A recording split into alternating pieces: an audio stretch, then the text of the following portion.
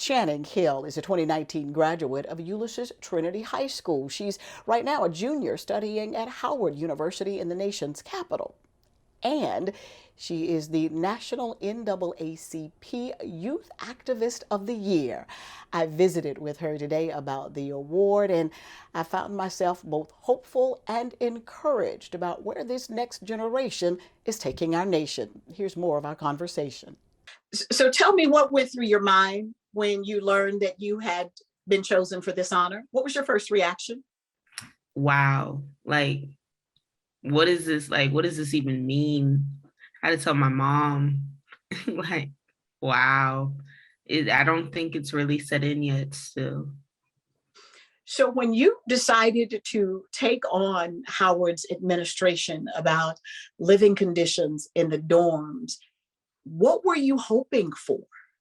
Honestly, I was hoping for, in the media, yes, this is just atrocious. Nobody should be living in these conditions. We'll figure it out. We will have somebody in the dorms tomorrow. It won't flood. You won't see a speck of mold for the rest of Howard's history. And that is not what we were met with, unfortunately. You were already the student body or the president of the student NAACP chapter. Yes, ma'am. In that role, did you expect that your battles would be about racism? That your battles would be outside of the community? I did not expect to have to turn our efforts and our resources and our energy inward to campus, but I think we were fully equipped to do so. So, what was it like to have the Reverend Jesse Jackson show up to support your efforts? That was just surreal. Um, it was also almost maddening. Reverend Jesse Jackson came in probably day 25 of the protest. The protest lasted about 10 more days after that. And when you had figures such as all the congressmen and congresswomen, you had Elizabeth Warren say something, and then you have the Reverend Jesse Jackson walking hand in hand with you, telling you to stand up, to continue to fight. And, you don't see movement coming. You don't see the fault line being pushed. It was almost, what?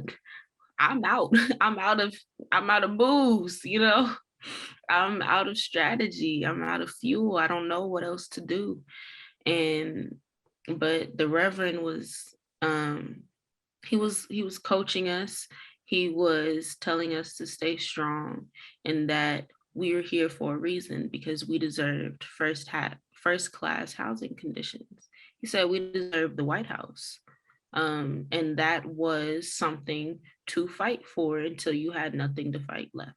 So we stayed strong and we did what the Reverend asked of us, and we just prayed with him.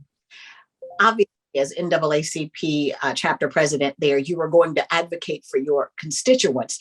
Did you expect the effort to get as big as it did, that you'd end up living in a tent? Just how did it get so big? I honestly don't know. I don't even know how I got there. It's kind of funny because we talk amongst ourselves, the protesters, Black Burn Takeover family. And we just wonder, how did we get here? It was just one day at a time. And all of a sudden we went from, camping out with blankets to having generators and hot meals 3 times a day. I have absolutely no idea how we got there. Did we ever expect it to get where it got? Not in our wildest dreams. As a young person growing up, you learned about MLK and Rosa Parks and all those Malcolm X, all those giants of civil rights in our past. Did you ever think about who was going to lead the disenfranchised communities into the future? It's kind of interesting to me to look across my peers to see us following in the same footsteps and just furthering and deepening that timeline that was set by MLK and Malcolm X and Angela Davis, who still is fighting today. And yet we look to your generation to say, okay, who's going to be the next Angela Davis? Who's going to be the next MLK? Who is going to move us into that country that they dreamed of having? How confident are you of your generation that you all will continue to move us forward?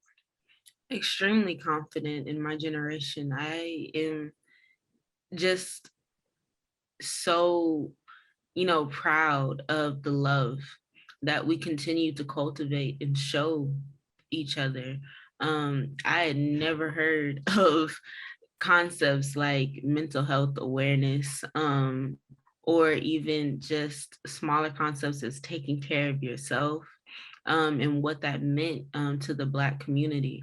I love to see that my generation is taking Black radical tradition and taking essentially this love for community that was instilled in us and deepening it and saying, well, on the back of this coin, we do have activism, but part of activism is taking care of yourself and being there to finish the race. What's your message to young people about the things that they'd like to see change?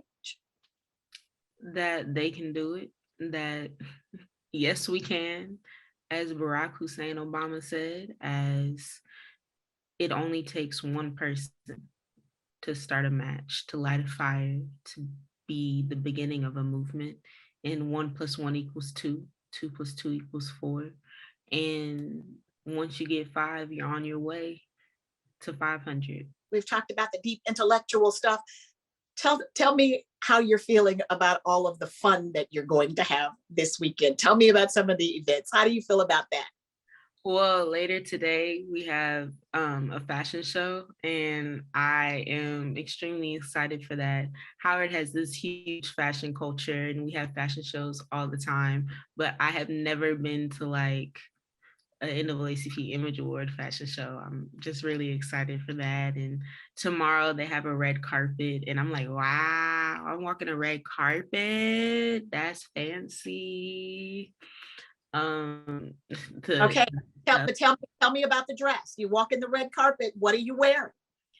I am wearing a dress. That's all I have. A dress. But I'm sure it's fabulous. It's beautiful. Excellent. You must send me pictures, okay? Absolutely. Channing, this is your moment. Congratulations. It was such a pleasure visiting with you. What did I not ask you that you wanted to say and I just didn't ask the question? You didn't ask me what's next. What's next? What's next personally is hopefully I get to graduate next year. But what's next in regards to Howard students and activism for young students is midterm elections. So it is extremely important that students, the youth, engage and begin to vote in their midterm elections. It's not just the big presidential elections that matter, it's these smaller elections that truly make a difference policy-wise. So we do have to get out the vote. And your long-term aspirations are, of course, to become an attorney, correct? Absolutely. What will you do as an attorney? I would like to be a juvenile defense attorney. I think Black and brown kids disproportionately are affected by the criminal justice system.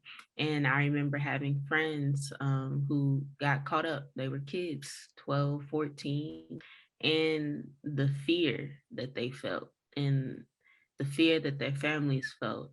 I would like to put a dent in that, make a difference in that space. If I had a hat on, I would take it off to you, young lady. You make me so proud and so encouraged about this next generation.